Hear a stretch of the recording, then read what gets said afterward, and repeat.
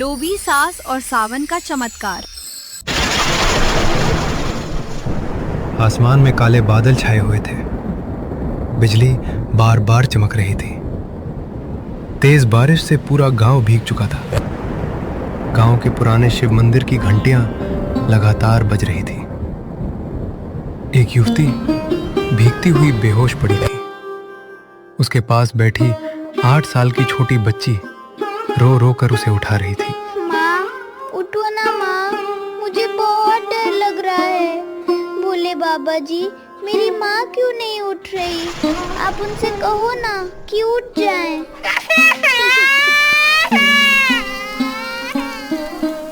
ये तो लता और गुड़िया है। ये यहाँ। वो मंदिर के पास पहुंचा। उसने अपनी पत्नी को बेहोश देखा। उसकी बेटी रो रही थी। लता, तुम्हें ये क्या हो गया? होश में आओ लता, होश में आओ। गुड़िया, ये सब कैसे हुआ? लेकिन ये सब कैसे हुआ? आइए चलते हैं कुछ समय पीछे। ए मनहूस, आज चाय मिलेगी भी या हुक्म अलग से देना पड़ेगा? जी माँ, अभी लेकर आती हूँ। इससे एक काम भी समय से नहीं होता, बस ठूंसना आता है। दहेज में भी मुट्ठी भर चावल और दाल लेकर आई थी। पता नहीं मेरे बेटे ने इस मनहूस में ऐसा क्या देख लिया कि इसे इस घर की बहू बना लाया। कान में रुई ठूस रखी है क्या? कब से चाय चाय चिल्ला रही हूँ, अब मेरी तरफ क्या घूर रही है? चल निकल यहाँ से मनहूस। माँ जी, जब देखो मुझे डांटती ही रहती हैं। मैं गरीब हूँ तो इसमें मेरा क्या कसूर है? क्या गरीबों की कोई इज्जत नहीं होती? वाह माँ, आज तो पूड़ी बनी है। माँ, क्या हमें भी खाने को मिलेगा? हाँ मेरी लाडो, तुझे भी पूरी मिलेगी। बस पूरी तल जाए, फिर मैं तुझे देती हूँ, ठीक है? देखा, मुझे पहले ही शक था तू यहीं आएगी। तू यहाँ इसको पूरी बांट रही है। ला इधर पूरी।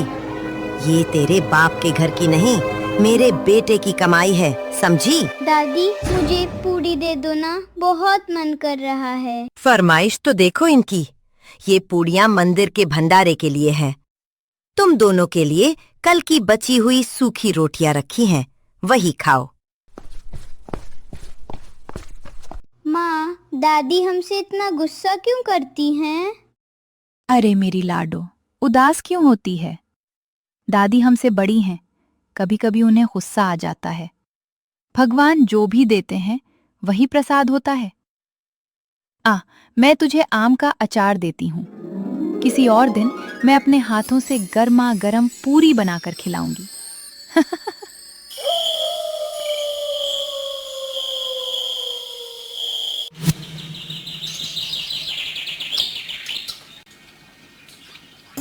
मेरी बहू तो बिल्कुल काबू में नहीं, हर बात पे जवाब देने लगती है। अरे ना रे बाबा ना।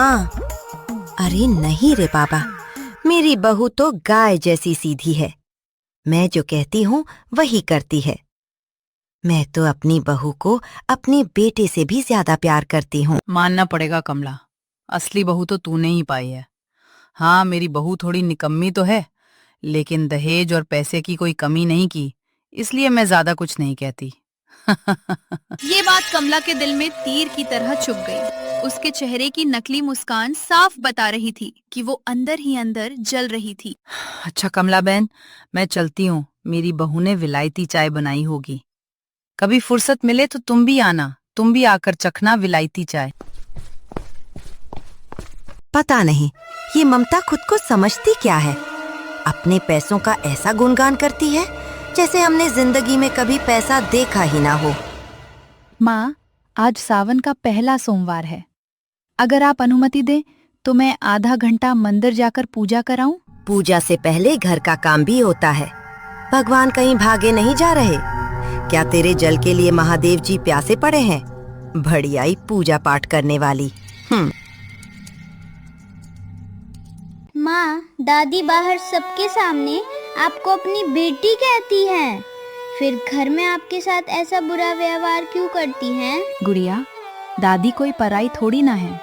हमें बड़ों का सम्मान करना चाहिए।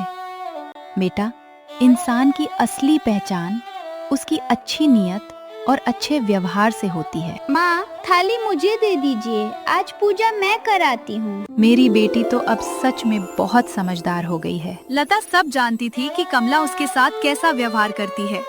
उसका पति रोजी रोटी कमाने के लिए परदेश गया हुआ था और उसी बात का गुस्सा लता और गुड़िया पर निकालती थी। बहन जी, 2 घूंट पानी पिला दीजिए, बहुत प्यासा हूँ। चल चल आगे जा, यहाँ कोई धर्मशाला नहीं है।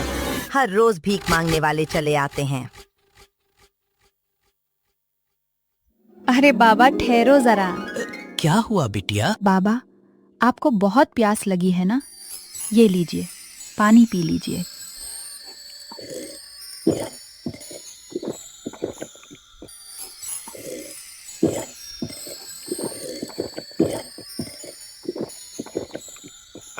बेटी, तुमने एक प्यासे को पानी पिलाकर बहुत नेकी का काम किया है।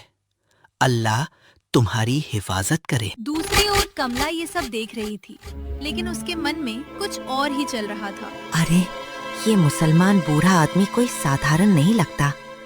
कहीं ये शिवजी तो नहीं है? अगर इन्होंने लता को आशीर्वाद दे दिया तो जो मुझे मिलना चाहिए वो भी उसे मिल जाएगा। मेरा तो नुकसान हो जाएगा। यही सोचकर कमला लालच में आ गई और गांव में सबको भंडारे का न्योता देने निकल पड़ी। माँ, आज आप बहुत थकी थकी लग रही हो। पैसों के लिए तो थोड़ा थकना पड़ेगा।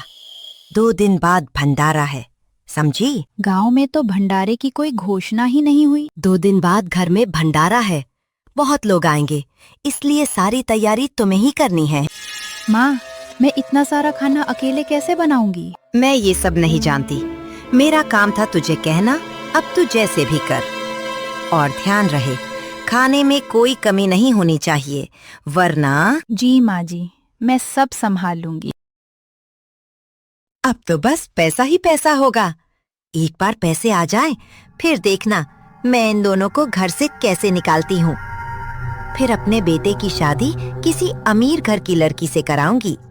वाह कमला, क्या दिमाग लगाया है तूने।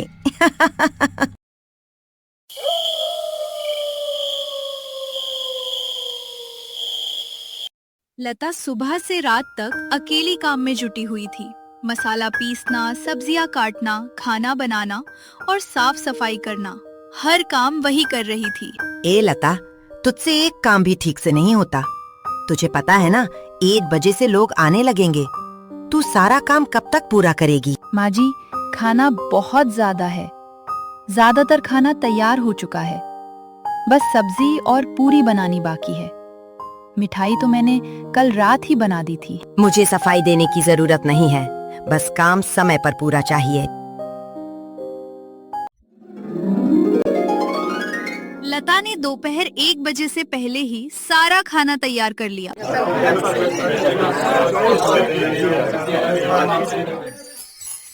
क्या बात है काकी, आज तो भंडारा कराकर गजब कर दिया। अरे, इसमें मेरा क्या है? सब ऊपर वाले की कृपा है।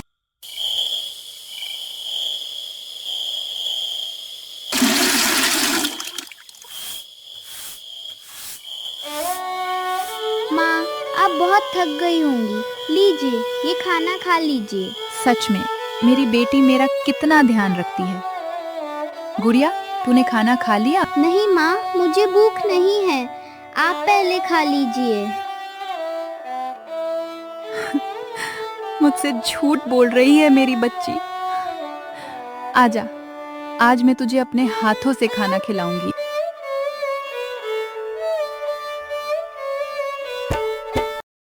रात को कमला हिसाब लगाने बैठी। भंडारे में उसने बहुत पैसा खर्च किया था।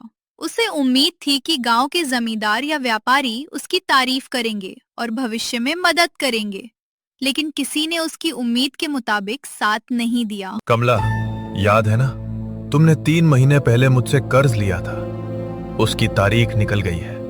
अब मेरे पैसे कब वापस करोगी? अभी थोड़ा समय दे दीजिए सेठ जी, मैं आपके पैसे जल्दी लौटा दूंगी। मैंने तुम्हें समय बहुत दिया, अब नहीं। अगर 1 हफ्ते में पैसे नहीं मिले तो खेत गिरवी रखने पड़ेंगे।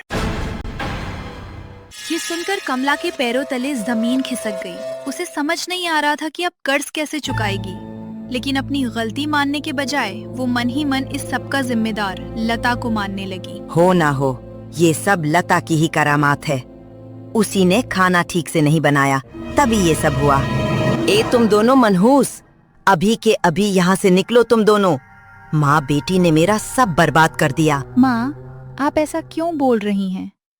हमसे क्या गलती हो गई? इतना घटिया खाना बनाया तूने कि भगवान भी मुझे पैसे नहीं दे रहे। तेरे बनाए खाने की वजह से मेरा सारा काम खराब हो गया। माँ, मैंने तो वैसा ही खाना बनाया था जैसा आपने कहा था। किसी ने भी खाने की कोई शिकायत नहीं की। अरे मुझे लोगों से क्या लेना देना? तेरे बनाए खाने से तो भोले बाबा भी खुश नहीं हुए। तो अब तू यहाँ रुक कर क्या करेगी? जा निकल से। माँ, आप ये क्या कह रही हैं? मैं अपनी बच्ची के साथ आखिर कहाँ जाऊंगी? तुम दोनों को जहाँ जाना है जाओ, बस मेरी नजरों से दूर हो जाओ। मैं अब तक सिर्फ अपनी बेटी के लिए सब सहती रही।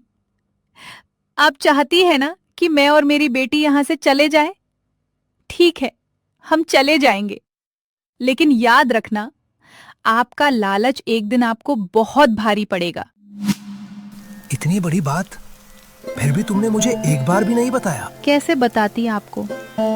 आप जितना प्यार मुझसे और गुड़िया से करते हैं, उतना ही प्यार माँ जी से भी तो करते हैं। मुझे डर था कि मेरी बात सुनकर आपको और दुख होगा, इसलिए मैं सब सहती रही, यही सोचकर कि एक दिन सब ठीक हो जाएगा। आज मुझे तुम पर गर्व है। तुमसे शादी करना मेरी जिंदगी का सही फैसला था।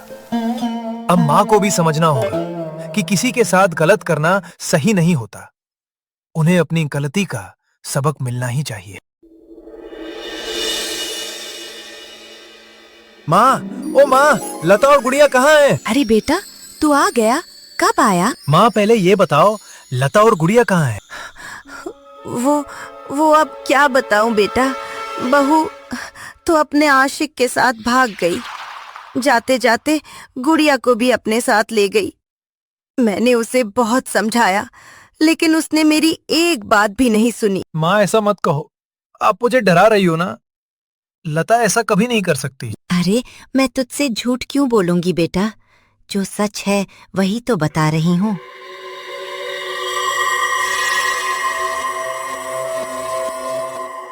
लता, तुम कहाँ चली गई थी? गुड़िया बेटा, तुम ठीक हो ना? तुम्हें कुछ हुआ तो नहीं? अब तुम्हें माँ कहने में भी मुझे शर्म आती है। बताओ, किस मुंह से तुम्हें माँ कहूं?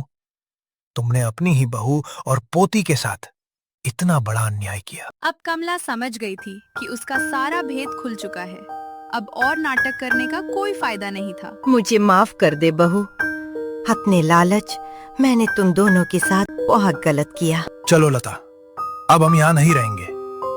इस घर में अब हमारी कोई जगह नहीं है। किसने कहा कि ये हमारा घर नहीं है? ये घर भी हमारा है और माँ जी भी अपनी है। उन्हें अपनी गलती का एहसास हो गया है, फिर आप उन्हें अकेला छोड़कर कैसे जा सकते हैं? लता, मुझे भी माफ कर दे। आज के बाद मैं तुमसे कभी बुरा व्यवहार नहीं करूंगी। लता, तुम सच में बहुत अच्छी इंसान हो। आज तुमने परिवार टूटने से बचा लिया। मुझे तुम पर बहुत गर्व है।